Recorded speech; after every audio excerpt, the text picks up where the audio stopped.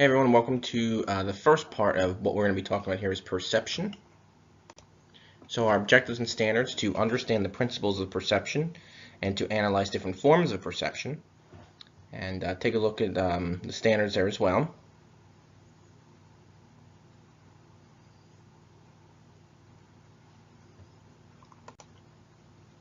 Desired result: what are Gestalt principles of perception?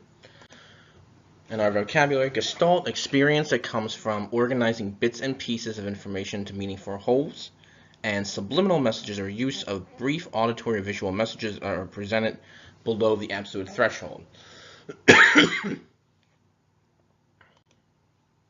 So understanding perception. So our brains try to comprehend the confusion of stimuli through the process of perception. Making sense of the world is created by the brain using bits and pieces of information to make a whole part. Now, Gestalt refers to the whole that is organized by the brain. And there have been Gestalt psychologists who have tried to identify the principles behind the brain using construction and perception. So here's some examples of Gestalt perception. One of these is proximity. So when we see objects that are close to each other, we tend to see them as groups or sets that are close to each other. Similarity: objects that are not similar or similar, we see similar objects in the group, like triangles or circles. We also tend to see continuous patterns instead of broken ones, like continuity there. So instead of seeing the squiggly line and breaking apart the line, we see a straight line and a squiggly line, so we understand that it's not broken apart. For closure, if a familiar shape has missing parts, we are able to complete the shape, and then our brains are able to recognize even certain instruments and pick them out from a whole group in terms of listening as well. So views of perception. One of these is figureground. Now, a form of perceptual organization is the division of experience into figure and ground. What this means is it's the ability to distinguish between a figure and its background. So if we look at a 3D image against the background of the sky, you're able to identify the two. It's not so easy with a 2D image because you're not able to typically detect what is the background, what is the object, but in the real world, we're able to see an object and know that it's not part of the background, it's a separate entity. The ability to determine a single image in more than one way shows that we are not passive receivers to stimuli, so we don't just, not pay attention to stimuli. Our brains are able to figure it out. It's also important in hearing as well. We can listen to a person's voice at a noisy event or meeting, and the rest of the sounds become background. So we're able to pick out, maybe the speaker or the singer at a concert or different instruments. We're able to separate that as well in terms of hearing. The use of perceptual interference. Many times we have perceptions that are not based on current sensory information.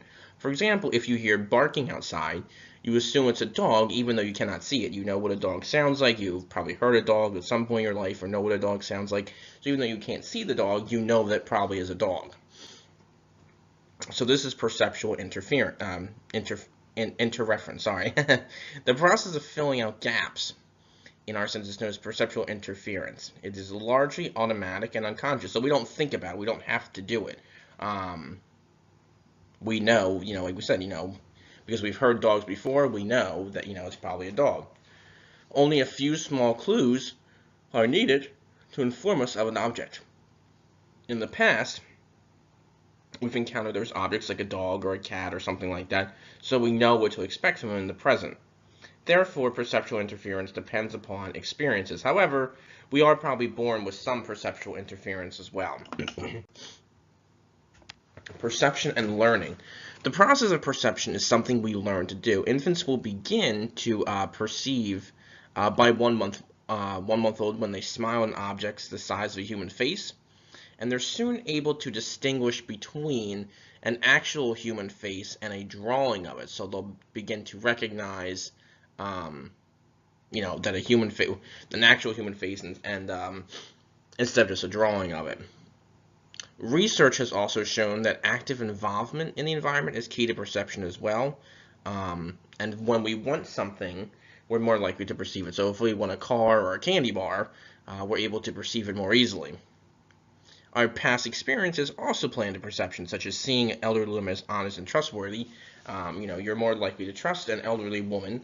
You might not think an elderly woman robbed a bank because you see them as honest and trustworthy. So when we hear in the news maybe an elderly person has robbed a bank or something like that, or committed a crime, we're kind of shocked at that because we believe, that elderly people or elderly women tend to be honest and trustworthy. Messages. So Vance Oakley Packard wrote The Hidden Persuaders in 1957 and revealed that advertising was using a new technique known as subliminal messaging.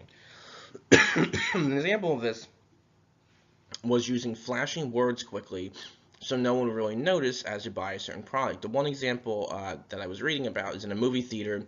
They flashed the word drink Coke or something like that a couple of times during a movie, but so quickly that no one in the theater supposedly saw it. But they flashed it a couple of times throughout the movie. You would not have realized it. And then he said that Mr. Packard said that sales of a certain product went up because of it. So like we said, it's a brief auditory or visual message presented below the absolute threshold so you can't detect it. Public response to this was pretty quick, and they demanded changes. People were unhappy about having subliminal messages thrown at them, obviously. So they demanded some changes. Congress called for the FCC regulations, while many state legislatures banned subliminal messages altogether. In 1974, the FCC banned subliminal messages in any form, whether they were used or not. Eventually came out that messages in the movie theater weren't completely true, but either way, it's something that people were still concerned about. Now, there is no real evidence today that subliminal messages make people buy a certain product, but many still believe that they are effective as well. All right? So I hope you have a great rest of your day. Please try your best on the questions that follow, and I'll talk to you soon.